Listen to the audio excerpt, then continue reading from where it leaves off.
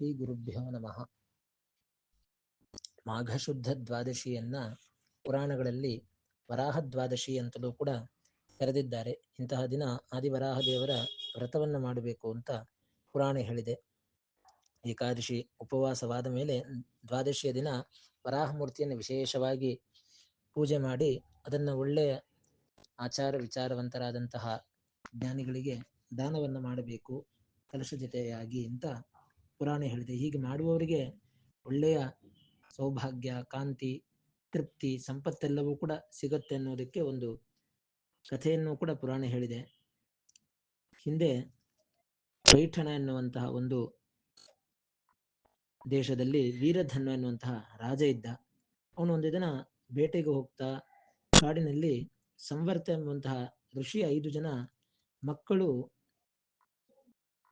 ತಾವು ಹಿಂದೆ ಕಾಡಿನಲ್ಲಿ ಆ ಜಿಂಕೆಗಳನ್ನ ಗೊತ್ತಿಲ್ಲದೇನೆ ಹಿಂಸೆ ಮಾಡಿರ್ತಾರೆ. ಆ ಪಾಪ ಪ್ರಾಯಶ್ಚಿತ್ತಕ್ಕೋಸ್ಕರ ತಮ್ಮ ತಂದೆಯ ಮಾತಿನಂತೆ ಕೃಷ್ಣಾಜಿನವನ್ನ ಹಾಕೊಂಡು ತಪಸ್ಸನ್ನ ಅಂದ್ರೆ ಜಿಂಕೆಯ ಚರ್ಮವನ್ನ ಧಾರಣೆ ಮಾಡಿಕೊಂಡು ಒಳ್ಳೆ ವ್ರತ ಮಾಡ್ತಾ ಇರ್ತಾರೆ.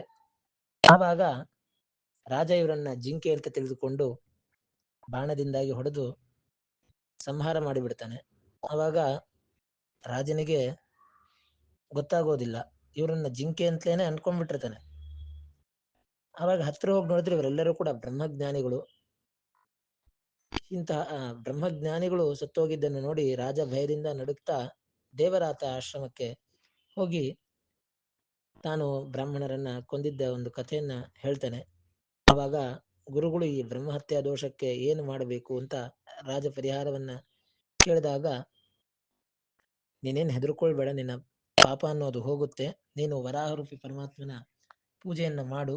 ಆವಾಗ ದೇವರು ಸುತಲ ಅನ್ನುವಂತಹ ಹೆಸರಿನ ಪಾತಾಳದಲ್ಲಿ ಮುಳುಗಿದ್ದ ಭೂದೇವಿ ಹೇಗೆ ಅವಳಿಂದಾಗಿ ಉದ್ಧತಳಾದಳು, ಹಾಗೆ ನಿನ್ನನ್ನು ಕೂಡ ಬ್ರಹ್ಮಹತ್ಯಾ ದೋಷದಿಂದಾಗಿ ಉದ್ಧಾರ ಮಾಡ್ತಾನೆ ಅಂತ ಹೇಳ್ತಾರೆ ಗುರುಗಳು. ಹಾಗೇನೆ ಗುರುಗಳ ಮಾತಿನಂತೆ ವರಾಹದೇವರ ಪೂಜೆಯನ್ನ ಮಾಡಿ ಆ ರಾಜನು ಇಂದ್ರಲೋಕವನ್ನ ಪಡೀತಾನೆ ಅಂತ ಈ ದ್ವಾದಶಿಯ ಒಂದು ಮಹಿಮೆಯನ್ನ ಪುರಾಣ ಹೇಳಿದೆ. ಇಂತಹ ಈ ಮಾಘಶುದ್ಧ ದ್ವಾದಶಿಯನ್ನ ಭೀಷ್ಮ ದ್ವಾದಶಿ ಅಂತಲೂ ಕೂಡ ಕರೀತಾರೆ. ಸರ್ವ ಪಾಪಹರವಾಗಿದೆ ಇದು. ಮತ್ತೆ ಏಕಾದಶಿ ಉಪವಾಸ ಆದ ಮೇಲೆ ಈ ದ್ವಾದಶಿಯ ದಿನ ತಿಲಸ್ನಾನ, ತಿಲದಿಂದಾಗಿ ವಿಶೇಷ ದೀಪ ಹಚ್ಚುವುದು, ನೈವೇದ್ಯ, ಹೋಮ, ತಿಲದಾನ, ತಿಲ ಭಕ್ಷಣಕ್ಕೆಲ್ಲ ಪ್ರಾಶಸ್ತ್ಯವನ್ನ ಪುರಾಣದಲ್ಲಿ ಕೊಟ್ಟಿದ್ದಾರೆ. ಇವತ್ತಿನ ದಿನವೇ ಶ್ರೀ ಭಾವಿ ಸಮೀರ ವಾದಿರಾಜ ಸ್ವಾಮಿಗಳು ಅವತಾರ ಮಾಡಿದಂತಹ ಒಂದು ಪುಣ್ಯ ದಿನವಾಗಿದೆ. ಮತ್ತೆ ಶ್ರೀ ಸತ್ಯಜ್ಞಾನ ತೀರ್ಥರ ಆರಾಧನಾ ಪರ್ವಕಾಲವೂ ಕೂಡ ಆಗಿದೆ.